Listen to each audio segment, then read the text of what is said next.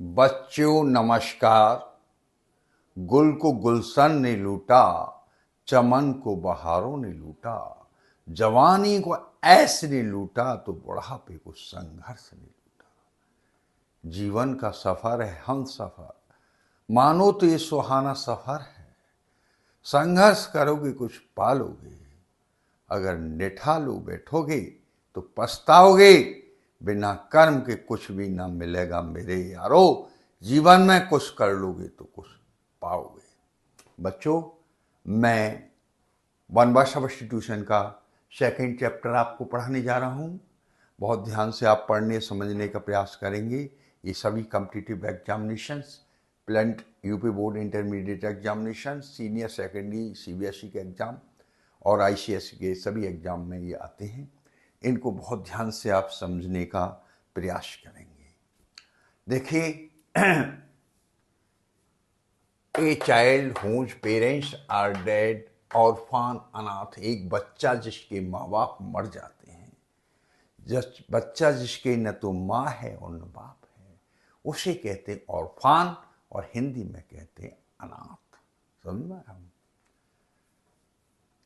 A person who loves his own country, एक व्यक्ति जो अपने देश को प्रेम करता है उसे कहते हैं पेट्रियट, देशभक्त। यू शुड बी पेट्रियट, तुम्हें देशभक्त होना चाहिए। तो जो व्यक्ति अपने देश को प्रेम करता है वो क्या कहलाता है? पेट्रियट, उसे कहते हैं देशभक्त। तीसरा देखिए, person who believes in God, एक व्यक्ति जो ईश्वर में आस्था रखता है उसे कहते हैं थीस्ट, और हिंदी में कहते हैं आस्तिक। यू शुड बी थीस्ट, तुम्हें आस्तिक होना चाहिए। क्यों? कि तेरी सत्ता के बिना हे प्रभु मंगल मूल, पत्ता तक हिलता नहीं, न खिले चमन में फूल। बिना ईश्वर के कुछ भी जीवन में नहीं होता है। अगला है a person, number 4, a person who does not believe in God, उसे कहते हैं एथिस्ट, नास्तिक। जो ईश्वर में विश्वास नहीं करता है उसे कहते हैं नास्तिक। हिरण्यकश्यप वाज एथिस्ट, हिरण्यकश्यप नास्तिक था। सुनना। अगला है number 5, which ends in death, जिसका मरने पर अंत हो जाता है। मॉर्टल, नश्वर। क्या कहते हैं? मॉर्टल, हिंदी में कहते हैं नश्वर। अगला number 7, a person who looks at the bright side of things, जो व्यक्ति वस्तुओं के प्रकाश की तरफ देखता है, यानी उसे हर चीज में प्रकाश मालूम होता है, हर चीज में उसे आशा प्रकट होती है, उसे कहते हैं ऑप्टिमिस्ट, आशावादी। यू शुड बी ऑप्टिमिस्ट, तुम्हें आशावादी होना चाहिए। नंबर 8 है a person who looks at the dark side of things, pessimist, निराशावादी। जो व्यक्ति जीवन के अंधकार की तरफ देखता है तो वो कहलाता है पेसिमिस्ट, निराशावादी। You should never be pessimist. English में पीवी शैली एक पोइट थे, हु वाज पेसिमिस्ट, जो निराशावादी थे।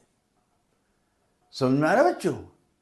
अगला है a life history of a man written by someone else, biography.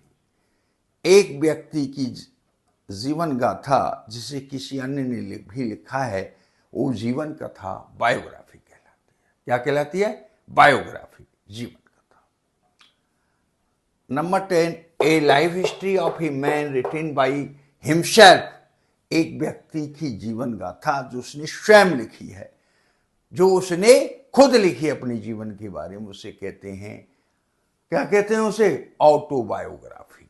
Autobiography, आत्मकथा, जिसको व्यक्ति ने खुद अपने जीवन के बारे में लिखा है उसे हम कहते हैं ऑटोबायोग्राफी, आत्मकथा। क्या कहते हैं उसे? आत्मकथा। Number 11, one who knows everything, omniscient, जो हर चीज को जानता है उसे ओमनीशाइंट, सर्वज्ञता कहते हैं। अगला है number 12, one who is present everywhere at the same time, omni present, जो हर जगह उसी समय उपस्थित है उसे कहते हैं ओमनी प्रेजेंट, सर्वव्यापी। जो हर जगह उसी समय पर उपस्थित है उसे कहते हैं ओमनी प्रेजेंट, हिंदी में कहते हैं उसे सर्वव्यापी। समझ में आ रहा है? अगला है number 13, a child born after the death of father, एक बच्चा जो अपनी माँ बाप की, अपने पिता की मृत्यु के बाद पैदा हुआ है उसे कहते हैं पोस्थुमस, पोस्थुमस, मरणोपरांत। जो बच्चा अपने बाप की मौत के बाद पैदा हुआ है उसे कहते हैं पोस्थुमस, मरणोपरांत। Number 14, widely known for evil dash, गलत काम के लिए विस्तृत रूप से जाना जाता है, नोटोरियस, कुख्यात।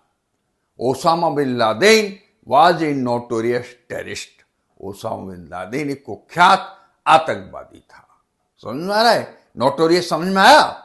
दोबारा समझिए, widely known for evil dash, विस्तृत रूप से गलत काम के लिए जो व्यक्ति जाना जाता है उसे नोटोरियस कहते हैं। क्या कहते हैं उसे? नोटोरियस, कुख्यात कहते हैं। अगला है a piece of land surrounded by water, जमीन का वो हिस्सा जो पानी के द्वारा घिरा हुआ है उसे आइसलैंड कहते हैं, द्वीप। क्या कहते हैं उसे? आइसलैंड, द्वीप कहते हैं। तो इनको बच्चों आप याद कर लीजिए। मेरी आपसे अपील है कि मेरी वीडियो को ज्यादा से ज्यादा शेयर, लाइक और सब्सक्राइब करें और करें। Thank you. जय हिंद, जय भारत।